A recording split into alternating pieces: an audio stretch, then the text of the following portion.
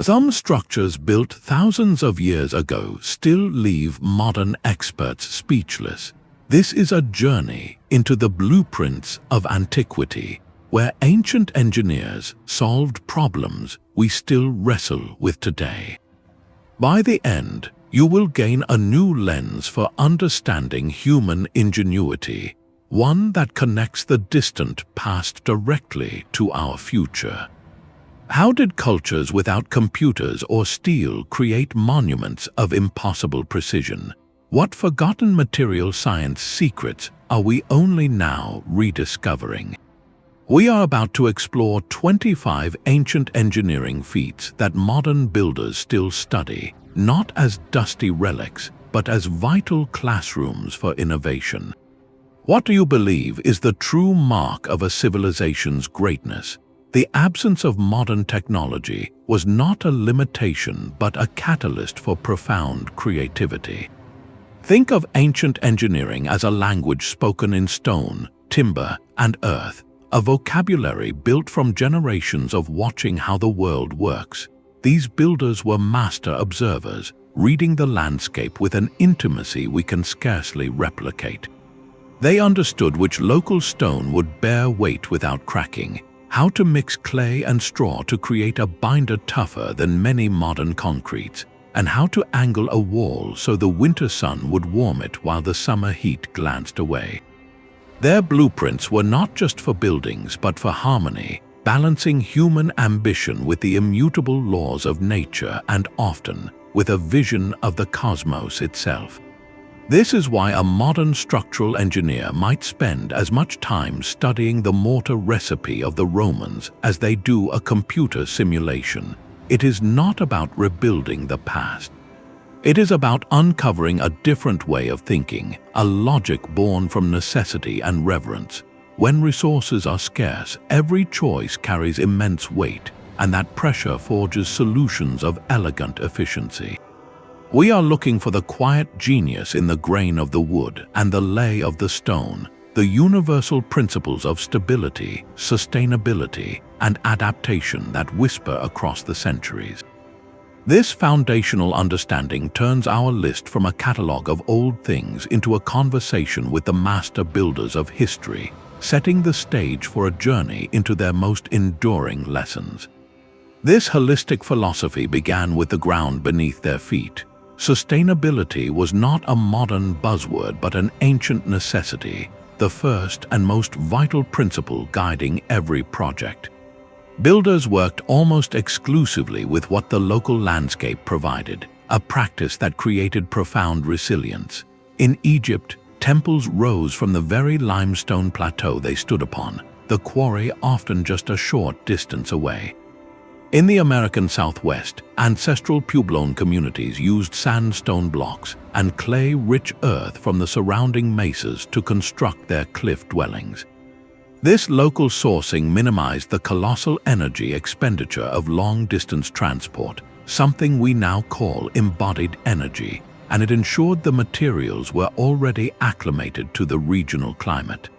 The result was a structure that looked and felt like a natural extension of the environment, not an imposition upon it. This harmony went beyond aesthetics. It was a functional strategy for longevity, reducing stress from thermal expansion and weathering that foreign materials might introduce.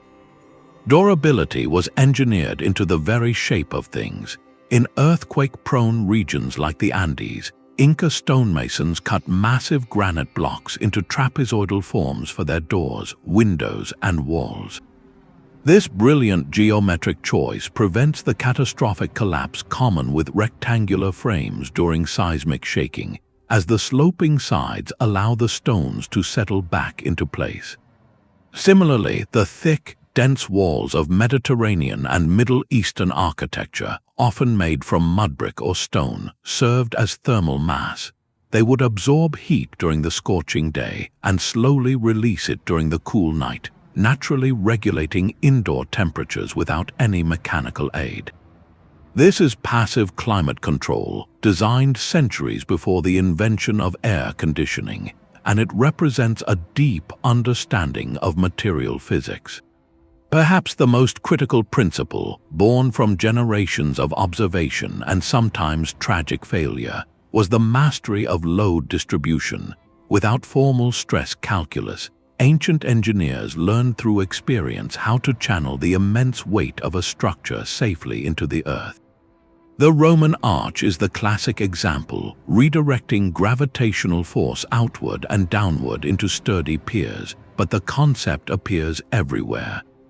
The corbelled arches of Mycenaean tombs, where each stone layer slightly overlaps the one below, the broad, flared bases of Mayan pyramids, and even the precise interlocking of polygonal Inca masonry all follow the same fundamental rule: keep the load flowing continuously along strong pathways. They were intuitively mapping lines of force, ensuring no single point bore a burden it could not handle. This trial and error process was a slow, collective accumulation of wisdom, where each generation learned from the cracks and collapses of the past. Rediscovering this holistic mindset is where the true value lies for modern builders. Today's industry, driven by speed, budget, and often disposable materials, is increasingly looking back to these principles not for nostalgia, but for solutions. How do we create buildings that last for centuries, not just decades? How do we construct with a net positive impact on the environment? The answers are being unearthed in these ancient classrooms. It is a shift from seeing a structure as an isolated object to understanding it as a dynamic relationship between material, form, and place. This foundational philosophy turns our list of feats into more than just monuments. They become case studies in a timeless and urgently relevant form of intelligence. With this lens of core principles firmly in place, we can now appreciate the specific marvels that demonstrate them in breathtaking scale and ingenuity. Perhaps no other structure so perfectly embodies ancient ambition and precision as the Great Pyramid of Giza. For 45 centuries it has stood, a silent teacher whose first lesson is one of breathtaking scale. Visualize a construction project that required moving an estimated 2.3 million blocks of limestone, each one averaging the weight of a modern pickup truck across miles of desert. The numbers alone are a logistical puzzle that modern project managers still analyze with a sense of awe. How do you organize a workforce, not of machines but of people, to achieve such a feat within a single pharaoh's lifetime? The precision is even more humbling. The pyramid's base is a near-perfect square, with its sides aligned to the cardinal directions north, south, east, and west, with an error of less than 1/15 of a single degree. This is not rough approximation. It is surveying of an accuracy that would challenge modern engineers even with satellite technology. That alignment speaks to a profound connection between architecture and astronomy, building the pharaoh's eternal home as a fixed point in both the earthly and cosmic landscapes. The internal architecture reveals another layer of genius, the management of unimaginable weight. Above the king's chamber, a series of 5 relieving chambers were constructed with massive granite slabs. This was not merely decoration, it was a brilliant structural solution. These chambers act like a series of stepped roofs, distributing the millions of tons of stone piled above them, preventing the ceiling below from collapsing under the pressure. It is an early and masterful example of load redistribution, a core principle in today's skyscraper and bridge design. The ongoing debates among researchers about ramp configurations, the use of water to reduce friction on sledges, or even the possibility of an internal spiral construction ramp are not just academic. They are active engineering investigations. Modern builders look at the pyramid not as a static tomb, but as a dynamic case study in project management, material science, and geometric integrity. It forces a fundamental question: what can we achieve when a society aligns its entire cultural and technological will toward a single, monumental goal? The pyramid's silence holds volumes of answers written in the language of stone and celestial alignment. Yet for all its grandeur, stone has a rival in longevity. a material that flows and then becomes stronger than rock itself. Roman concrete stands as a testament to a different kind of genius, one of chemistry and patience. While we often associate concrete with modern construction, the Romans mastered a formula that our own mixtures struggle to match. Their version, known as opus cementitium, was a deceptively simple blend of lime, volcanic ash from the region around Pozzuoli, and often seawater. This was not just a paste to hold stones together, it was an engineered material with a secret life of its own.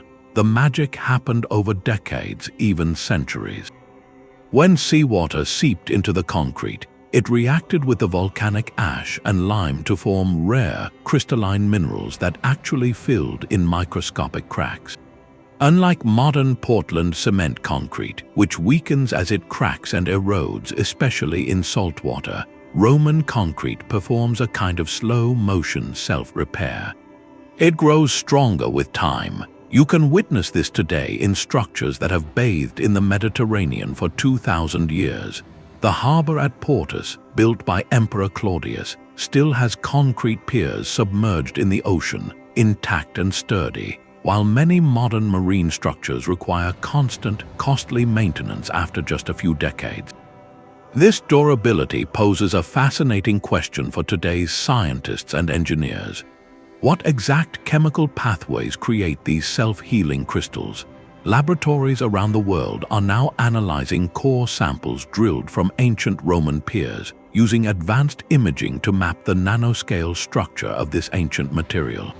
The goal is not to copy it directly, but to understand its principles, to reverse engineer a new generation of concrete that is both incredibly durable and far more environmentally friendly. The production of modern cement is a major source of global carbon emissions.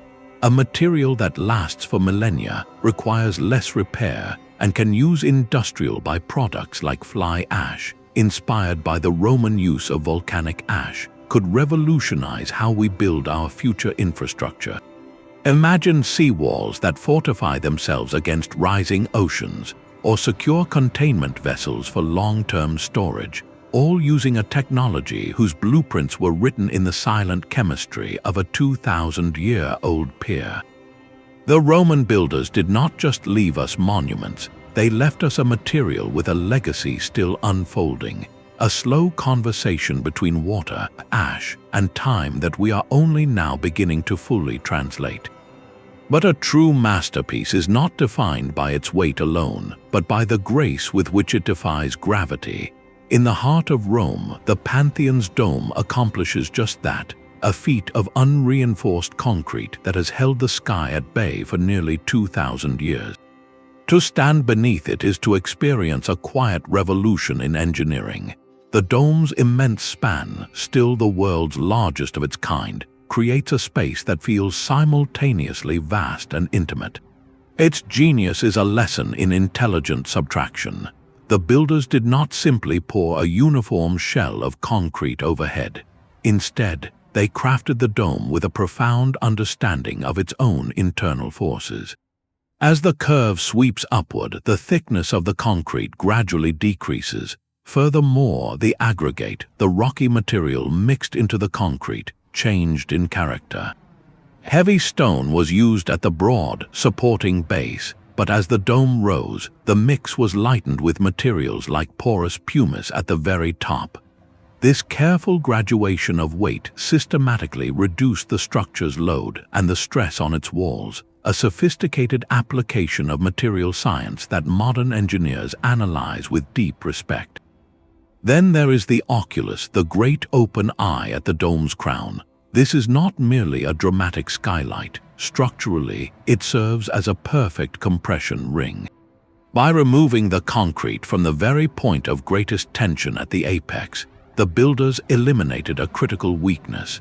The continuous hoop of the remaining thick base of the dome channels all the compressive forces downward in a smooth, unbroken flow, making the entire form inherently stable. It is a breathtaking example of turning a potential flaw into the source of ultimate strength. For contemporary architects designing vast airport terminals, stadium roofs, or planetarium domes, the Pantheon remains a fundamental textbook. It teaches the principles of large-scale concrete placement without modern reinforcement, and the poetic economy of using less material to achieve more strength. It proves that the most enduring solutions often come from a dialogue with emptiness, from knowing what to leave out as much as what to put in. This dome does not crush the space it encloses, it liberates it, a lesson in lightness carved from the heaviest of materials. Gravity was the Roman Empire's most powerful and obedient servant. While the Pantheon mastered the sky, another network of Roman ingenuity mastered the earth, transforming the very landscape into a conduit for life itself. The aqueducts were not merely impressive bridges of stone, they were the precise, pulsating arteries of an entire civilization, delivering fresh mountain water directly into the heart of crowded cities across hundreds of miles. The core principle was elegantly simple: let gravity do the work, but executing that principle over Italy's rugged hills and valleys demanded an engineering precision that still astounds. Surveyors, using simple tools like the groma and chorobates, plotted courses with a gradient so consistent and shallow it often measured just a few centimeters of drop for every kilometer of distance. This was like tilting a drinking straw from Rome to the distant Apennine Mountains and ensuring a single, unbroken trickle flowed the entire way without ever stalling or overflowing. Achieving this over such vast, uneven terrain is a feat of perseverance and geometric mastery that modern laser leveling projects can appreciate on a profound level. When the path met a deep valley, the Romans did not divert or pump, they built skyward.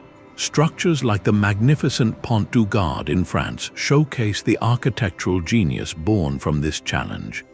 Its stacked rows of graceful, repetitive arches are a textbook in efficient load distribution. Each arch channels the weight of the water channel above, and the stone itself outward and down into slender, yet incredibly stable piers. This design minimized material use while maximizing strength and height, allowing the water to maintain its crucial downhill flow unimpeded. Modern civil engineers pore over these designs not as ruins, but as enduring case studies in sustainable urban infrastructure. In an age of energy-intensive pumping stations and leaky pipes, the gravity-fed, constant flow model of the aqueducts represents a pinnacle of low-energy efficiency. Their lessons are directly applicable today, from designing large-scale irrigation canals that serve arid farmlands to planning urban stormwater drainage systems that manage flow without complex machinery. The aqueducts teach a timeless lesson that the most resilient systems often work in concert with natural forces, not against them, a blueprint for durability written in water and stone. A barrier that bends with the earth itself, the Great Wall of China redefines the very idea of a border. It is not a single, uniform structure, but a sprawling, adaptive organism of stone and earth, stretching across some of Asia's most punishing landscapes. Its true engineering lesson lies in its refusal to impose a single solution. Where the wall crossed the soft, wind-swept plains, builders used layers of rammed earth, a technique of compacting local soil and gravel between wooden forms to create dense, resilient embankments. When the path climbed into the jagged northern mountains, they switched to quarried stone, fitting massive blocks into walls that seemed to grow from the bedrock. This was not a choice of convenience, but of profound wisdom.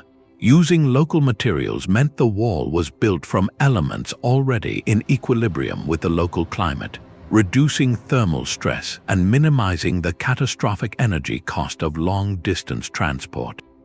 The builders were listening to the land, and their design answered back in its own language.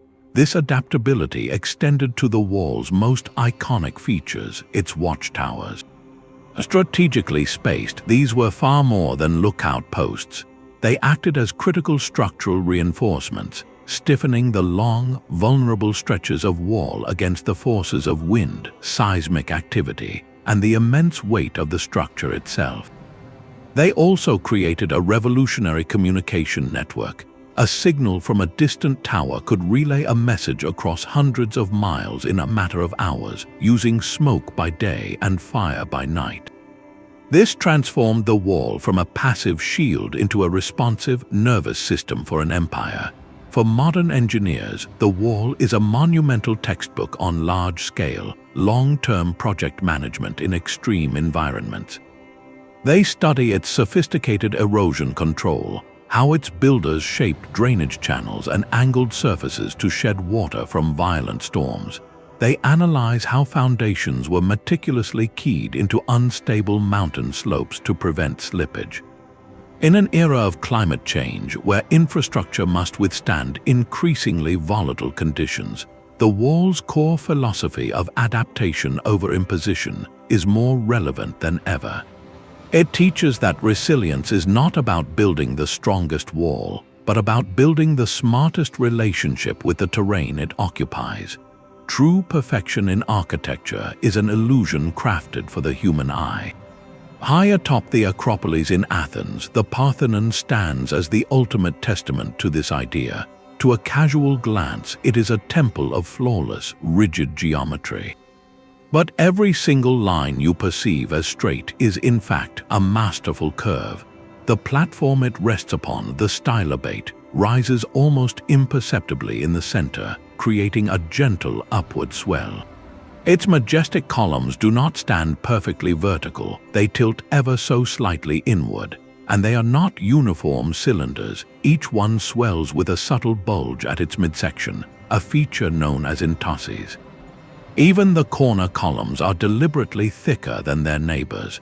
Why would the builders go to such extraordinary lengths to introduce these complex deviations? They were engaging in a sophisticated form of perceptual engineering. The architects understood that pure mathematical straight lines, when viewed from a distance and against the bright sky, would actually appear to sag or lean outward. The long horizontal lines of the base would seem to droop in the middle. The parallel columns would appear to be splaying apart, so they preemptively built the opposite distortion into the stone. The curved base counteracts the illusion of sagging, making it look perfectly level. The inward lean and the gentle swelling of the columns make them appear strong, straight, and taut, like the muscles of a resting athlete. These were not corrections for structural weakness, but for the weaknesses of human vision. They engineered the building not just to be stable, but to be perceived as perfect. This pursuit of visual harmony over literal precision is a lesson modern architects take to heart. When you look at a towering skyscraper, its sides are almost never perfectly parallel. To prevent it from appearing to taper awkwardly toward the sky, architects will often incorporate a slight Parthenon-inspired entosses, a barely their outward curve that gives the building a sense of solidity and presence. Monuments and large civic structures use similar refinements to combat the warping effects of perspective. The goal is the same, to create an emotional and aesthetic response of balance and grace that cold, computer-drawn lines alone cannot achieve. The Parthenon teaches that the highest form of accuracy is sometimes a beautiful lie, a design that speaks truthfully to our senses rather than our rulers.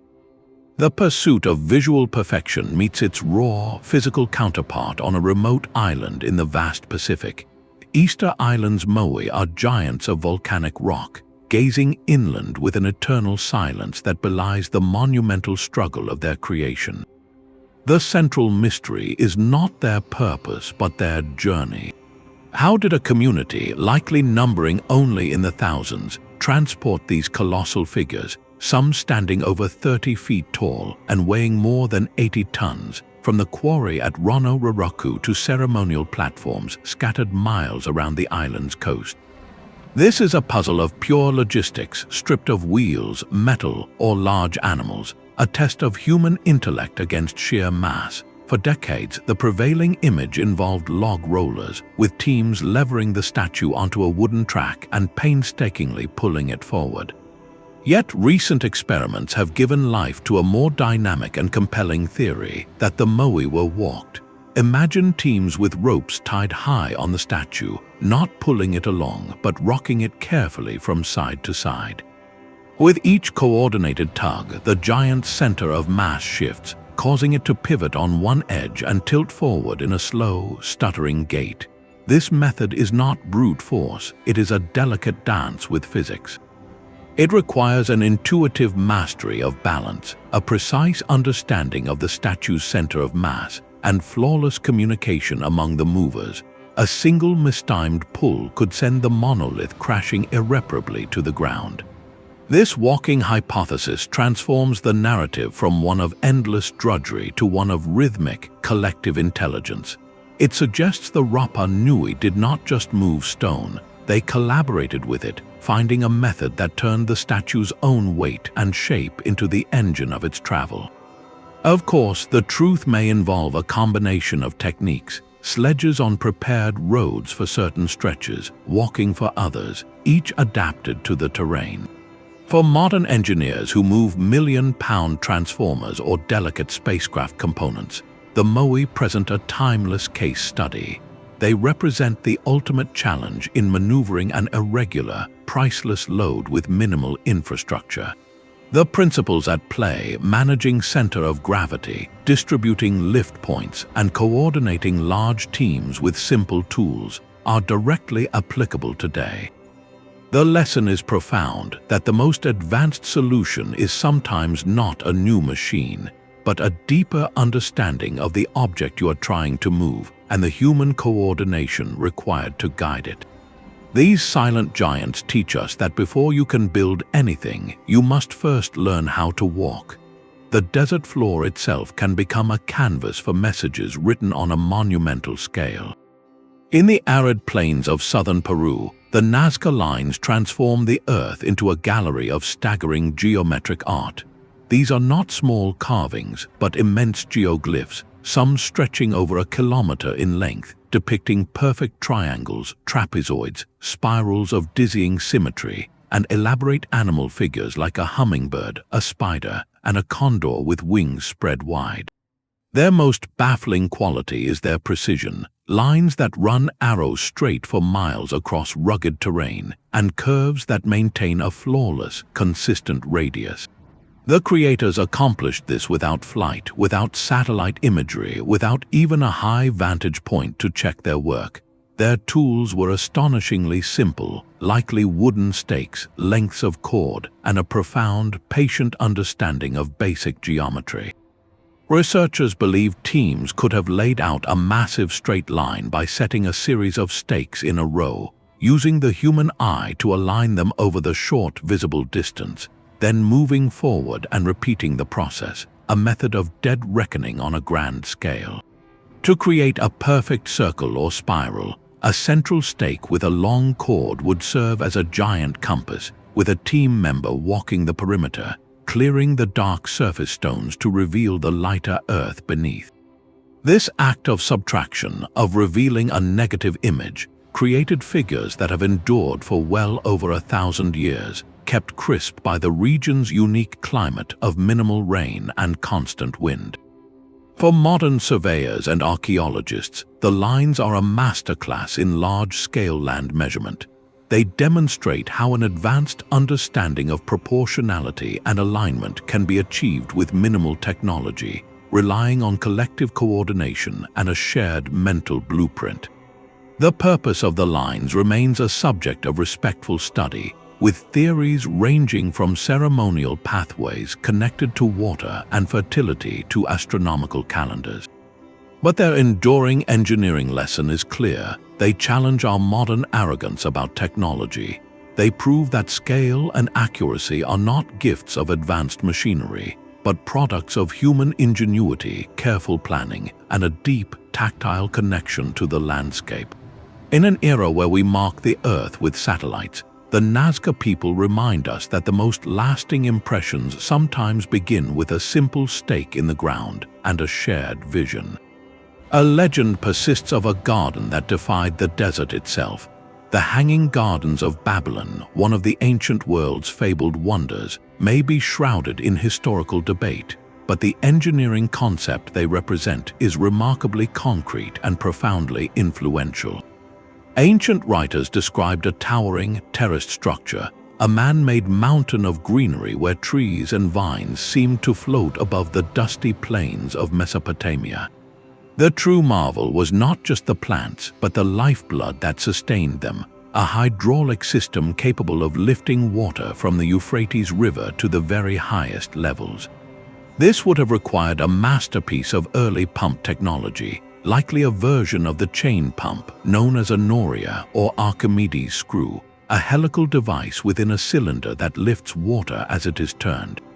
Imagine the operation, a continuous, labor-driven cycle where water was raised from the river, channeled through a network of clay pipes or aqueducts along the terraces, and then carefully distributed to the roots of the garden's diverse flora.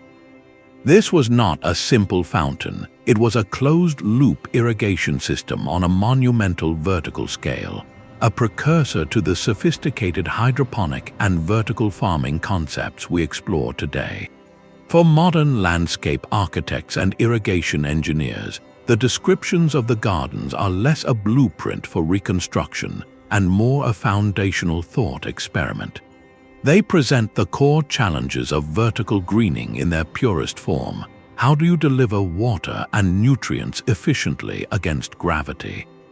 How do you support immense weight of soil and mature plantings on an elevated structure? How do you prevent leakage and root damage to the building itself?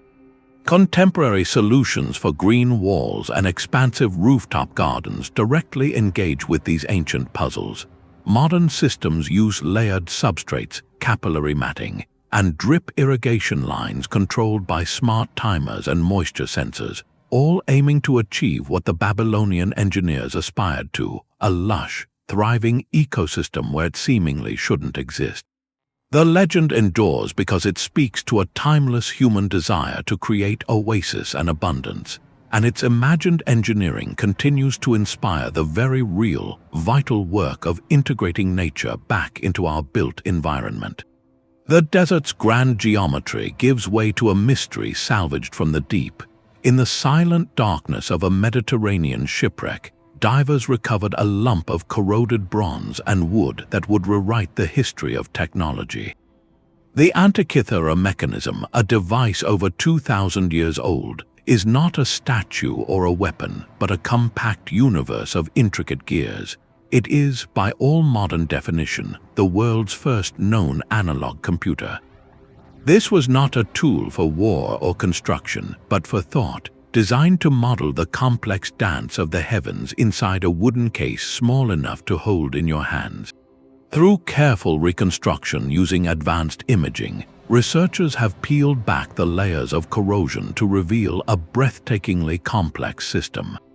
Dozens of interlocking bronze gears, some with teeth finer than a grain of rice, worked in concert to perform calculations that would take a trained astronomer hours with pen and parchment.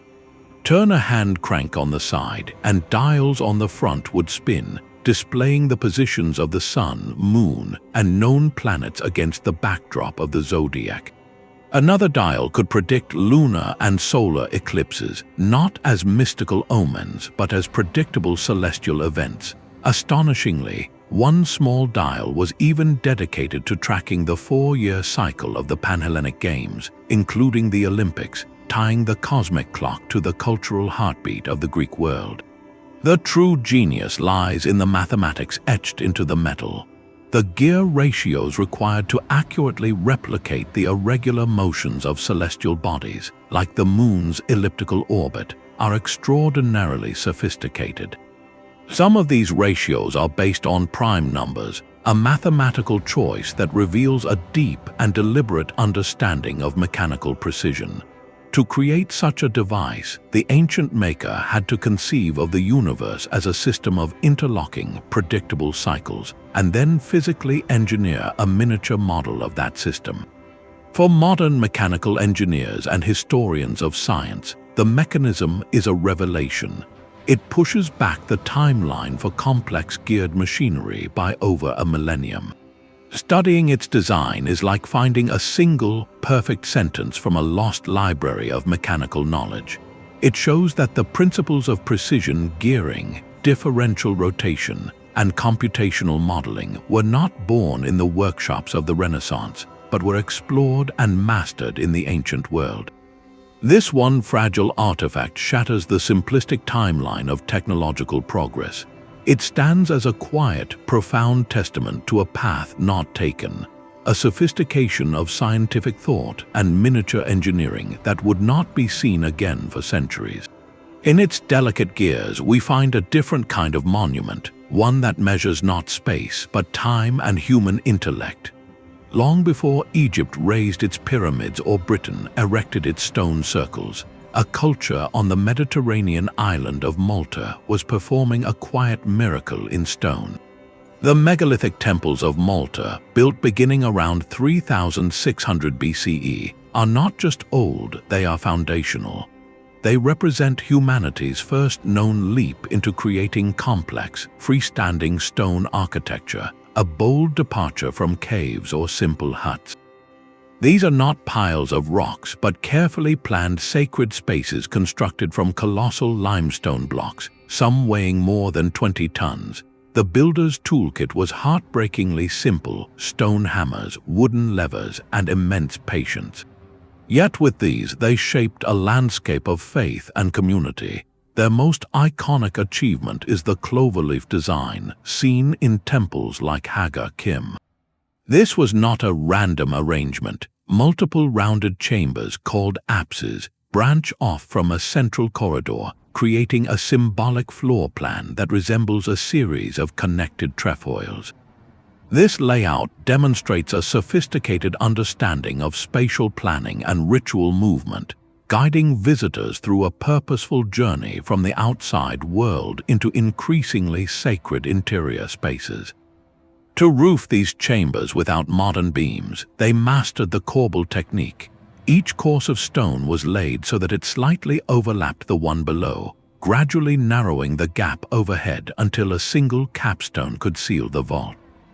This self-supporting arch, created millennia before the true arch was invented, is a testament to their intuitive grasp of compressive force.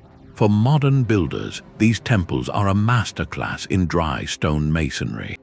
Not a drop of mortar holds these giants together. Stability comes solely from the precise fitting of one stone to another, often shaped with such accuracy that a knife blade cannot slip between the joints.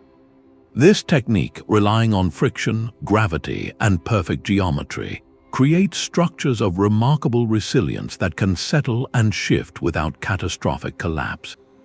Today's stonemasons and conservationists study these joints to understand how such precision was achieved with only stone tools, and how the structures have endured seismic activity for over 5 millennia. The temples offer a humbling lesson that the most enduring strength often comes not from binding materials together, but from fitting them together with such care that they become a single, inseparable entity. In their silent, sun-bleached ruins, we find the blueprint for a different kind of permanence, one built on patience and perfect alignment. Deep beneath the sun-baked plains of Iran, a hidden river flows in total darkness. The Persian Qanat system is not a grand aqueduct reaching for the sky, but a lesson in profound humility, a masterpiece of working with the earth rather than conquering it.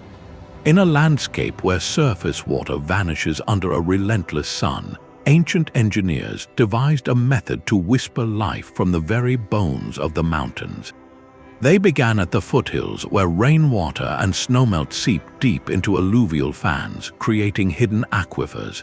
Instead of digging a simple well that could be quickly exhausted, they tunneled a mother well deep into this water table. Then, with astonishing precision, they began carving a gently sloping underground channel, a Qanat, that would carry this water solely by gravity's pull, sometimes for dozens of miles, to a village or farmland waiting in the arid valley below. The gradient was everything, a slope so slight it often measured less than 1 meter of drop per kilometer of channel, a feat of surveying that required generations of knowledge passed down through specialized builders. To construct and maintain this subterranean highway, they dug a line of vertical access shafts from the surface down to the tunnel level, spaced like stitches across the desert floor. These shafts provided air, removed excavated earth, and allowed future generations to descend and clear silt from the channel, ensuring its flow for centuries.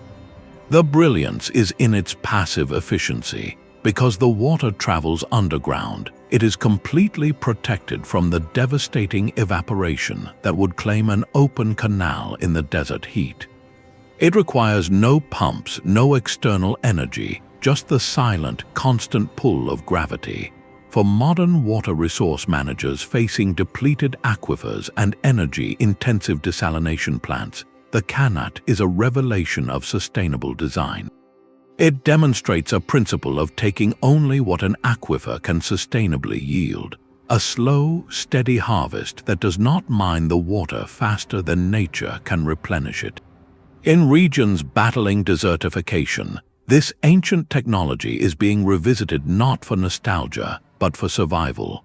Modern eco-engineers study the Qanat's principles to design managed aquifer recharge projects, where storm water is deliberately channeled underground to replenish stores, mimicking the natural cycle the ancient system so elegantly tapped into. It is a reminder that sometimes the most advanced solution is not to fight the climate, but to listen to it, to find the hidden currents and guide them with a gentle, enduring hand. High in the Andes, a city clings to a mountain ridge with a grip that has defied centuries of earthquakes. Machu Picchu's iconic walls are a testament to a philosophy of construction where flexibility is the ultimate strength. The Inca stonemasons achieved this not with adhesive, but with subtraction, carving massive granite blocks so precisely that each one became a perfect three-dimensional puzzle piece for its neighbor.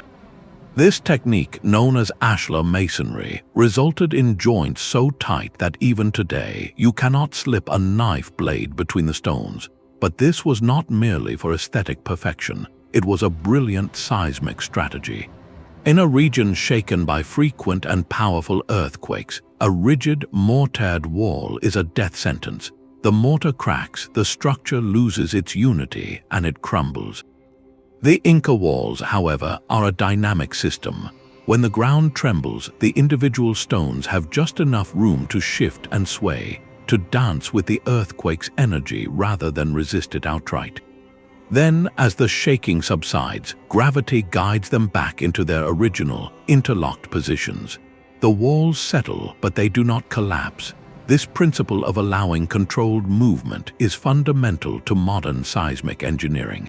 Engineers now design skyscrapers with base isolators, massive bearings that let a building slide independently of its shaking foundation, and with flexible steel frames that can bend and then spring back.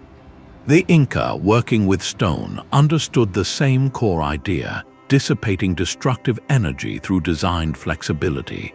Furthermore, the very placement of Machu Picchu showcases another layer of seismic wisdom. The city is not simply on the mountain, it is of the mountain.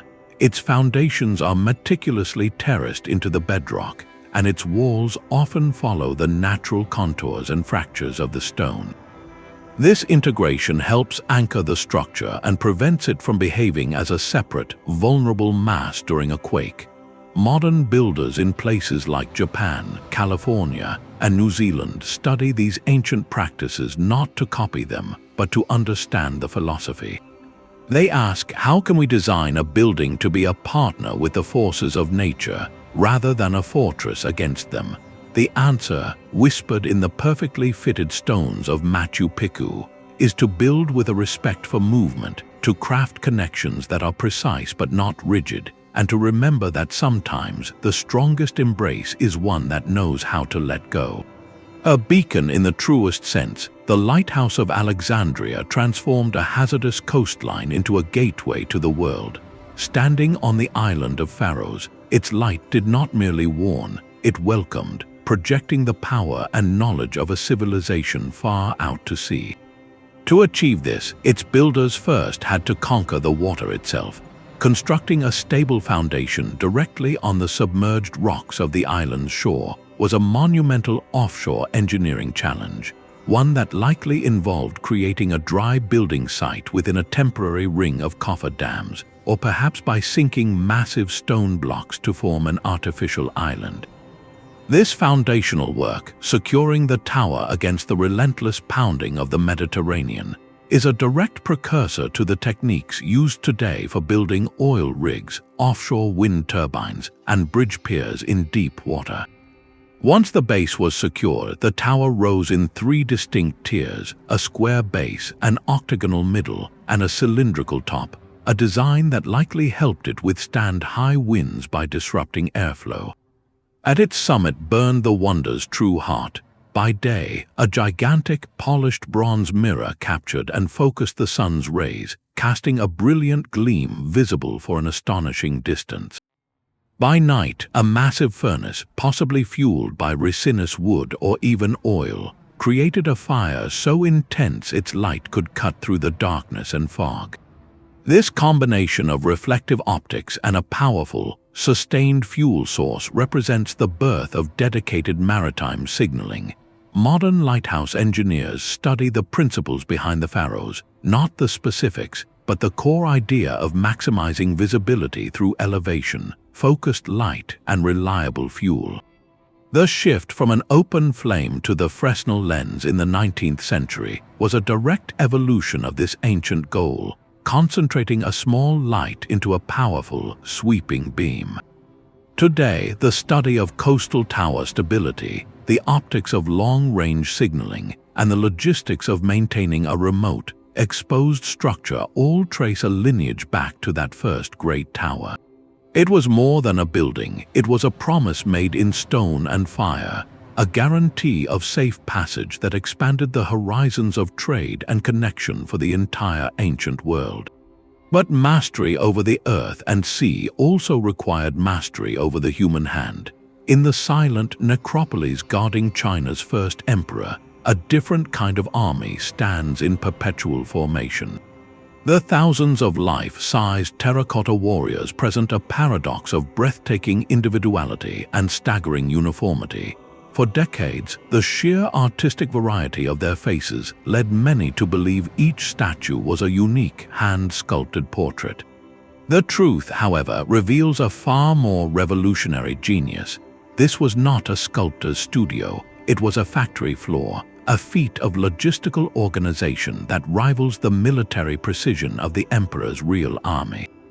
The warriors were not created from whole clay, but from a sophisticated kit of standardized parts. In workshops surrounding the tomb complex, artisans used molds to mass-produce 8 basic types of heads, along with torsos, arms, legs, and armor plates. This was an ancient assembly line where different workshops specialized in different components, achieving a level of production efficiency that would not be seen again until the Industrial Revolution. After the pieces were fired, they were assembled, the seams carefully hidden with a layer of wet clay. Then came the stroke of genius that elevated mass production into art. Master artisans added the final, customized details by hand. Using fine tools, they would alter hairstyles, add mustaches and beards, and most importantly, sculpt unique facial expressions by subtly adjusting the clay around the eyes, mouth, and brow. This combination of standardized manufacturing and artisanal finishing is the ancient world's clearest precursor to a concept we now call mass customization. Modern industrial engineers and specialists in three-dimensional printing study the terracotta army with profound respect. They see in it the foundational principles of modular design, where interchangeable parts allow for rapid assembly and easy repair. They see a masterclass in inventory management, tracking thousands of heads, limbs, and armor sets across a vast production network. The quality control must have been immense, as a single cracked mold or underfired limb could disrupt the entire system. This was logistics on a civilization-defining scale, an effort that channeled the productive power of an entire empire into a single, eternal project. The lesson for today is not about clay, but about systems. How do you maintain artistic integrity and human detail while operating at an industrial scale? How do you manage a supply chain for thousands of identical, yet ultimately unique products?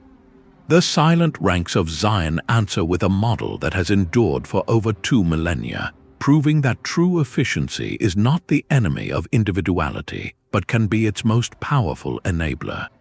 The silent army guarding a tomb speaks to the power of organization, but an empire's true strength is measured by how it connects its people. The Roman road network was the physical manifestation of this idea, a vast circulatory system of stone and ambition that bound a continent together. Their famous dictum was to build roads to last forever, and in many places they succeeded. The secret was not in a single layer of paving, but in a meticulously engineered sandwich of materials, each with a specific purpose. The process began with digging a deep trench to reach stable ground. Into this, they laid a foundation of sand or sometimes mortar, creating a level, firm base that would resist shifting. Upon this, they placed the statumen, a thick layer of large, crushed rock. This was the drainage layer, allowing groundwater to flow away without softening the road above. Next came the rudus, a mixture of smaller stones bound with lime, which compacted into a solid, load-bearing mass. Finally, the visible surface was the summum dorsum, a wearing course of tightly fitted, durable stone slabs, often cambered or slightly arched from the center to the sides.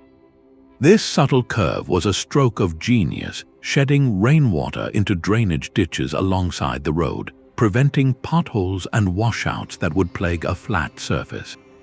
These roads were famously straight, cutting through hills and crossing valleys on towering viaducts to maintain the most efficient military and trade route possible. For modern highway engineers, these ancient highways are not ruins but open-air laboratories. They study the Roman focus on the sub-base, the layers hidden beneath the surface that truly determine a road's lifespan. Today's infrastructure often fails not at the top, but from the bottom up, when an inadequate foundation succumbs to heavy loads and freeze-thaw cycles. The Roman model demonstrates the long-term economic wisdom of investing deeply in that foundational stability. Their drainage solutions, from the cambered surface to the roadside ditches, are timeless lessons in managing water, the primary enemy of any roadway. As we face the challenge of building more resilient infrastructure with lower long-term maintenance costs, the Roman road offers a clear, if demanding, blueprint. It teaches that durability is not about a single material, but about a system, a carefully orchestrated hierarchy of materials working in concert to defy time and traffic. While some cities climb mountains, others are claimed by the sea.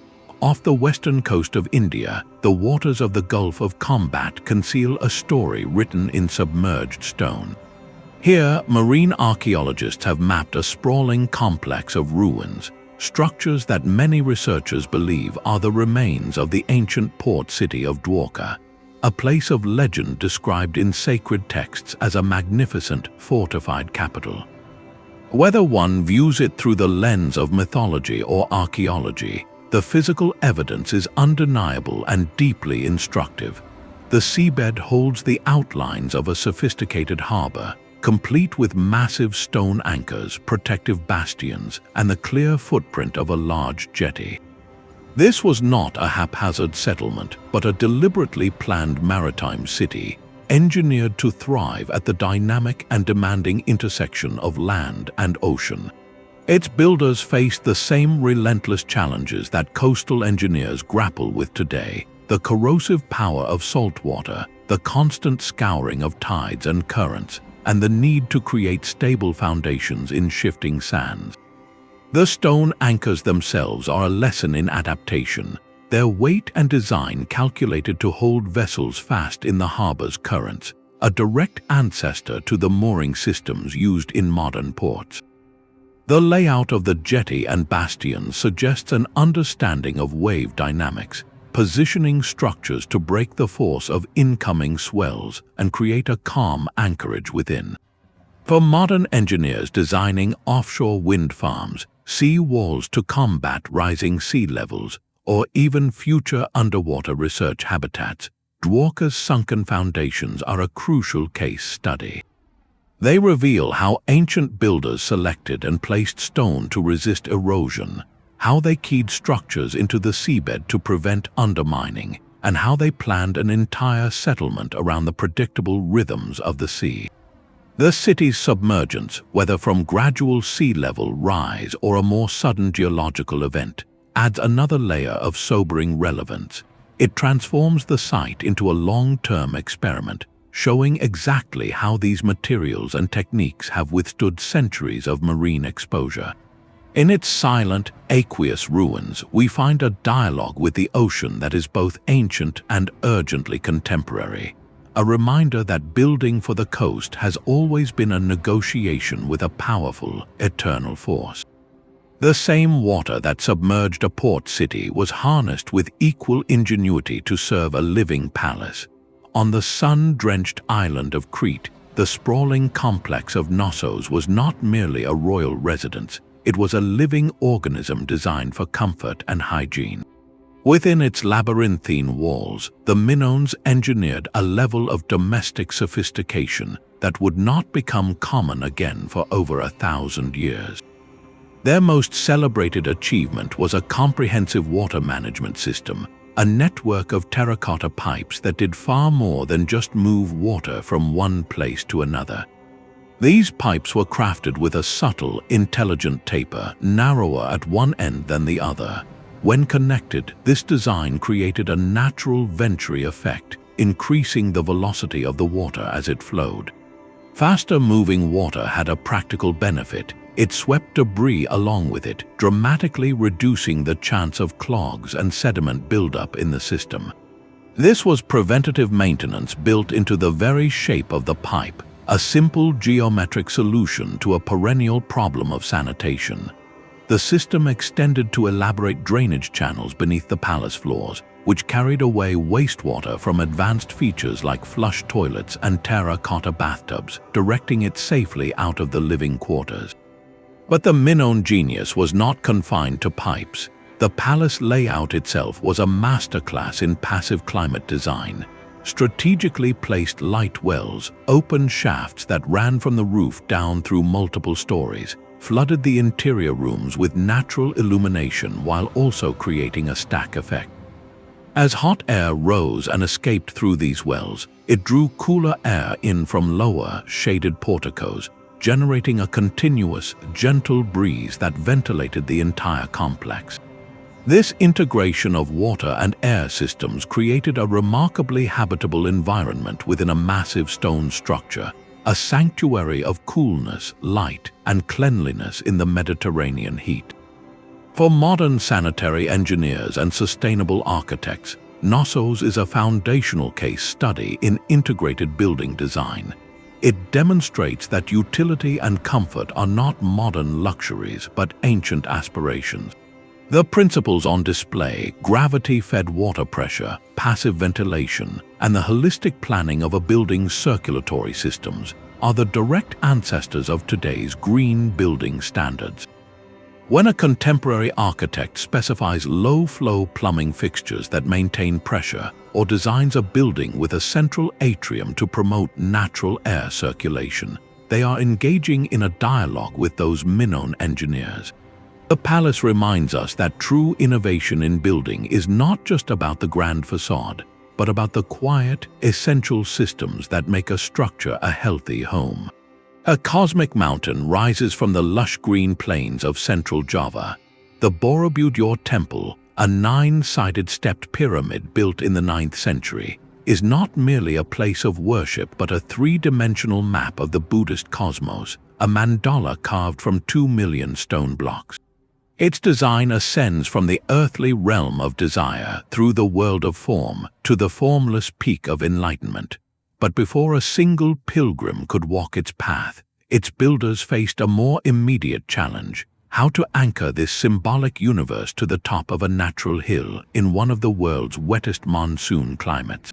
The primary threat was not time but water. Without a solution, relentless tropical rains would have seeped into the hill's core, creating immense hydrostatic pressure, shifting the foundation, and washing the entire structure down the slopes. The ancient engineers responded with a masterpiece of hidden hydrology. They did not just stack stones, they created a breathing, draining entity.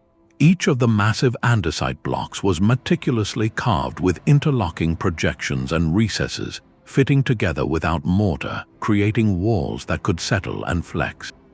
More crucially, they engineered a secret network within the monument itself. Between the stone layers, they left hollow spaces and carved intricate channels, a concealed circulatory system designed to capture rainwater as it percolated down. These channels then gently guided the water away from the core, directing it through gargoyle-like spouts called makaras that project from the walls, harmlessly dispersing it far from the vulnerable foundation. This was proactive water management on a monumental scale, an understanding that to preserve the sacred form, they had to first master the flow of the elements around it. For modern conservators battling to save heritage sites from the increasing intensity of tropical storms and rising humidity, Borobudur is an indispensable textbook. The temple's recent, decades-long restoration was itself a global lesson in stone conservation, teaching experts how to clean volcanic stone without damage, how to rechannel ancient drainage without disrupting the structure's balance, and how to monitor the hill's stability with laser precision. The principles learned here of managing subsurface water and designing for constant moisture are now applied from the temples of Angkor in Cambodia to the historic forts of the Caribbean. Borobudur teaches a profound lesson in resilience, that the most spiritual of monuments often survive because of the most practical of engineering, a silent, flowing prayer etched not in scripture but in stone and water. Sometimes the most secure foundation is not built but found, carved into the soaring sandstone alcoves of Mesa Verde's canyon walls. The cliff dwellings of the ancestral pueblones are a breathtaking study in architectural symbiosis. Here, the builders did not fight the landscape, they entered into a profound partnership with it, using the existing geology as the primary framework for their homes. The massive, curved recesses in the cliff face, formed by millennia of water erosion, provided a ready-made roof and a formidable rear wall, offering immediate shelter from the harsh sun, driving rain, and winter winds of the Colorado Plateau. Their construction materials were sourced in the most direct way possible from the canyon itself. They shaped blocks from the soft sandstone of the cliffs, using a mud mortar made from local clay and water to bind them, and harvested timber from the mesa tops above for crucial support beams and flooring. This was hyper-local sourcing in its purest form, minimizing labor and energy expenditure while ensuring the materials were perfectly acclimated to the environment. The result was a multi-story village with rooms stacked like a natural extension of the rock, connected by a network of ladders and tiny footpaths. The genius of their placement is revealed in the dance of the sun. The builders chose south-facing alcoves with meticulous care. In the deep winter, when the sun hangs low in the sky, its rays could penetrate deep into the recess, warming the stone walls and the earthen floors, storing heat to radiate back during the cold nights. Come the high, scorching summer, the overhanging lip of the alcove cast a permanent, cool shadow over the dwellings, creating a natural refuge from the heat. This is passive solar design mastered over 700 years ago, a calendar written in light and shadow. For modern architects focused on sustainable, low-energy housing, Mesa Verde is not a ruin, it is a living manual. They study how these structures achieved thermal comfort without any mechanical systems, using only orientation, thermal mass from the stone, and strategic shading. The principle of using the earth itself for insulation, known as earth sheltering, is directly inspired by such ancient practices. Today's most innovative eco-homes, built into hillsides or designed with green roofs and tram walls, seek to recreate that same intimate dialogue between shelter and sight. The cliff dwellings stand as a quiet, powerful testament to a simple truth, that resilience is not about dominating nature, but about listening to its rhythms and finding your place within them. This silent sentinel of metal has defied a fundamental law of nature. In a humid climate where iron should have surrendered to red dust centuries ago, the Iron Pillar of Delhi stands unblemished, a dark, smooth column that has watched empires rise and fall for over 1,600 years. Its secret is not magic, but a perfect, accidental recipe locked within its crystalline structure. Ancient Indian ironsmiths, working with furnaces fueled by charcoal and specific local ores, forged a wrought iron with a unique chemical signature. The pillar possesses a remarkably high phosphorus content and an exceptionally low sulfur content. This specific combination, when exposed to the air and moisture over time, catalyzed the formation of a thin, astonishingly stable film on its surface. This film is a compound called mesawite, a crystalline layer of iron, oxygen, and hydrogen that acts as a self-renewing shield. Unlike flaky, porous rust that accelerates decay, this passive layer bonds tightly to the metal beneath, actually protecting it from further corrosion. It is a perfect example of a material engineering its own defense, a form of ancient passivation that modern science is only now fully appreciating. For today's metallurgists designing steel for skyscrapers, bridges, and coastal infrastructure, the pillar is a revolutionary case study. Our modern steels, engineered for strength, often lack this natural resilience. By analyzing slivers of this ancient metal, scientists seek to reverse engineer its protective chemistry. The goal is to create new alloys or coating processes that mimic this self-protecting behavior, leading to steel that requires less maintenance, fewer toxic paints, and endures for generations in harsh environments.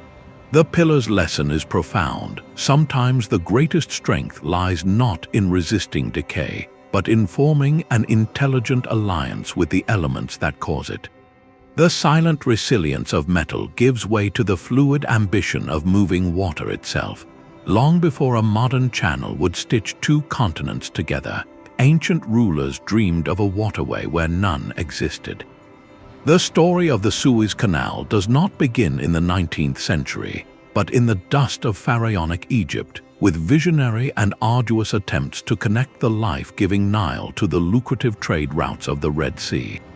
Pharaohs like Senusret III and later Necho II embarked on what were, for their time, projects of almost unimaginable scale, ordering the excavation of canals that would allow ships to pass from one great body of water to another without circumnavigating an entire continent. These were not simple irrigation ditches, but ambitious feats of large-scale earth-moving and hydrological control.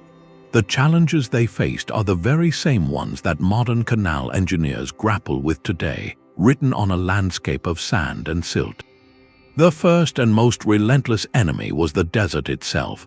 The shifting sands of the isthmus constantly threatened to refill any trench the workers dug, a battle against geography that required not just initial labor, but a permanent system of maintenance and dredging. Then came the puzzle of water itself. Maintaining a consistent, navigable depth in an artificial channel is a delicate balancing act, especially when connecting two different aquatic systems.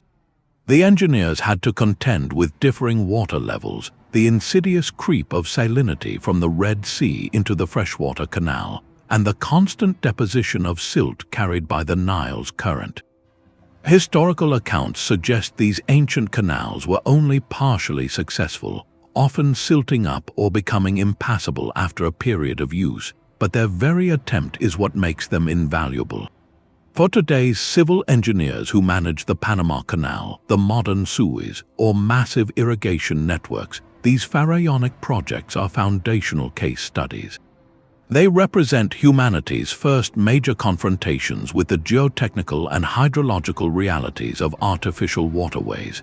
Studying where these ancient canals succeeded or failed provides critical data on long-term sediment flow patterns, the stability of banks in sandy soil, and the ecological impact of mixing saline and fresh water.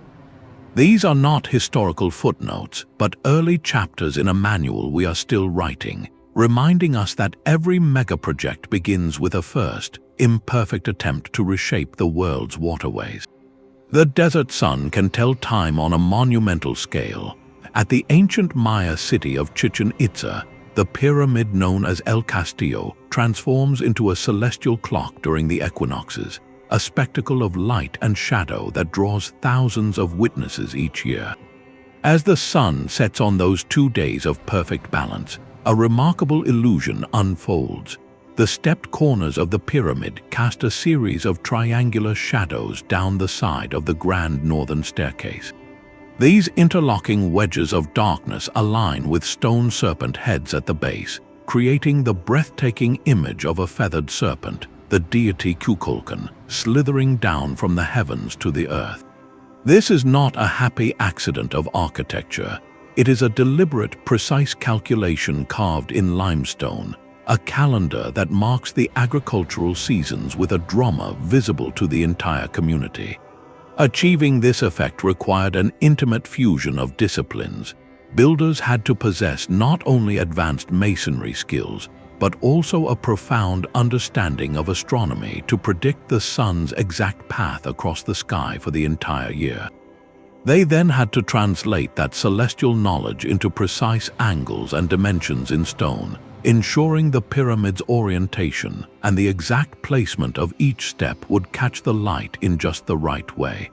It is mathematics made manifest, cosmology you can walk around, a public demonstration of a civilization's command over time and space.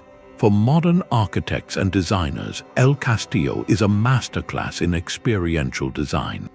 It moves beyond static form to create a dynamic interaction between a building and its environment, specifically the path of the sun. This principle of solar alignment is being rediscovered in contemporary architecture. We see it in buildings designed so that a single shaft of sunlight illuminates a specific point on a solstice, or in public sundials and light installations that mark the passage of time through interactive shadows. Studying the pyramid teaches that a structure can be more than a shelter. It can be an instrument, a participant in the cosmic rhythms that govern our world. It challenges designers to think of buildings not as isolated objects, but as elements in a larger, living system of light, shadow, and seasonal change. A structure can rewrite the story of civilization itself. In the rolling hills of southeastern Turkey, the Neolithic sanctuary of Göbekli Tepe stands not as a beginning, but as a profound question carved in stone. This site, dating back over 11,000 years, predates agriculture, pottery, and metal tools by millennia. It was built by hunter-gatherers, people we have long imagined as nomadic bands focused solely on survival. Yet here they are, raising circles of massive, T-shaped limestone pillars, some weighing over 15 tons, and adorning them with breathtakingly intricate reliefs of foxes, boars, cranes, and scorpions. This discovery did not just push back the timeline of monumental architecture, it shattered the foundational narrative that complex society is a product of settled farming. The builders of Göbekli Tepe achieved their feat through a different engine, one of shared belief and collective purpose. The logistics alone are a puzzle that humbles modern engineers. How did a pre-agricultural community without draft animals or the wheel quarry these colossal blocks from local bedrock? How did they transport them, sometimes for hundreds of meters across uneven terrain? And most mysteriously, how did they erect them into precise, standing circles? the likely methods reveal a breathtaking symphony of simple physics and human coordination. Quarrying would have involved patiently prying natural fractures in the limestone with wooden wedges and stone mauls. Transport may have relied on a combination of log rollers, ropes woven from plant fibers, and the coordinated muscle of dozens, perhaps hundreds, of people working in unison. The erection process might have used a combination of earthen ramps and levers, a slow, precarious dance of leverage and counterbalance to raise each pillar into its prepared socket. This was not a project of a single season, but of generations, a sustained cultural effort that required advanced planning, specialized knowledge, and a social structure capable of feeding and organizing a large, non-food producing workforce. For archaeologists and project managers today, Göbekli Tepe forces a radical reevaluation of what drives human cooperation. It demonstrates that the impulse to create meaning, to build a shared sacred space, can be as powerful a motivator for complex social organization as the need to manage grain surpluses. The site offers a timeless lesson in what people can achieve when united by a common vision, proving that our capacity for grand, coordinated endeavor is far older and more deeply human than we ever supposed. While the desert sun blazed overhead, ancient Persian homes held a secret oasis of cool air within their walls. This final marvel is not a monument of stone, but a masterpiece of moving air, a quiet technology that turned the wind itself into a servant of comfort. The wind catchers or badgers are elegant towers rising from rooftops, their open faces strategically oriented to catch the slightest breeze. They operate on a principle of beautiful simplicity. By capturing the cooler, faster-moving winds that flow above the hot ground layer, the tower acts as a natural pump. The captured air is funneled down a vertical shaft directly into the heart of the living spaces below. But the true genius lies in the partnership with another ancient system we have already explored. Often, these shafts would channel the air over the surface of a Qanat, the gently flowing underground water channel. As the dry desert breeze passed over this cool, moist surface, it triggered evaporative cooling. The air would shed its heat to evaporate the water, becoming noticeably cooler and more humid before spilling into the room. This created a continuous, natural air conditioning system that required no moving parts, no electricity, only the physics of wind and water. The design was adaptable, with multiple directional openings to catch prevailing winds from any quarter, and internal baffles to control the flow and even vent hot air out of the building. For modern sustainable architects and HVAC engineers, the badger is not a relic but a revelation. In an age of soaring energy costs and environmental impact from conventional air conditioning, these ancient structures offer a blueprint for radical efficiency. The core principles of passive stack ventilation and evaporative cooling are being rigorously studied and adapted. Contemporary eco-buildings now incorporate modern wind catchers, often combined with solar chimneys that use heat to create upward draft, pulling fresh air through the structure. Green buildings in hot, arid climates are designing central atriums that function like massive badgers, while advanced materials are used to create walls that sweat, mimicking the cooling effect of the Qanat. The lesson here is one of elegant symbiosis. It demonstrates that human comfort need not come from a brute force battle against the climate, but from a clever, observant collaboration with it. The wind catcher teaches us to see the environment not as an enemy to be overcome with machinery, but as a partner full of untapped energy, waiting for a thoughtful design to harness its gentle, constant power. This quiet tower catching the desert wind brings our journey to a fitting close, reminding us that the most advanced solutions are sometimes those that listen most closely to the world. This pattern is not a collection of lucky accidents. It is a unified philosophy of building, one that modern construction is now urgently relearning. The ancient world did not see sustainability as a separate goal. it was the only logical starting point. Every material was local, every design responded directly to its climate, and every structure was built for the long arc of centuries, not the short cycle of a budget. Today, as we face the immense challenges of climate change, resource depletion, and aging infrastructure, these old classrooms offer more than inspiration, they offer proven strategies. The quest for low-carbon materials is leading chemists back to the laboratory of the Roman concrete mix, seeking self-healing recipes that could lock away carbon for millennia. The need for seismic resilience has engineers revisiting the flexible, dancing joints of Inca stonework and the intelligent geometry of trapezoidal doorways. In a world of worsening droughts and floods, the gentle, gravity-fed wisdom of the Persian Qanat and the intricate drainage of Borobudur are becoming blueprints for modern water sovereignty. This is not about nostalgia or romanticizing the past. It is a pragmatic recognition that some solutions are timeless.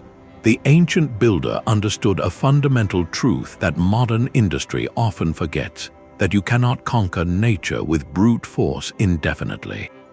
You must collaborate with it. Their engineering was a dialogue with gravity, with sunlight, with wind, and with water.